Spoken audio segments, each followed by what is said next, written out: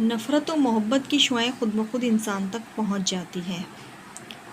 بتانے کی ضرورت نہیں پڑتی، انسان ہر چیز جان لیتا ہے کہ دوسرا اس کے لیے کیا جذبات رکھتا ہے۔ جذبات کو چھپانے والا بھی بہت بڑا منافق ہوتا ہے۔ جو جذبات نہیں چھپا سکتے وہ بد اخلاق و مغرور کہلاتے ہیں۔ ہمیشہ سے لوگوں کی ان کے بارے میں یہی رائے ہوتی ہے کہ وہ مغرور ہیں۔ اگر کسی کو چونٹی بھی کاٹے گی تو وہ اس کی تکلیف محسوس کرے گا، اپنے چہرے کے تاثرات بھی ویسے ہی بنا لے گا۔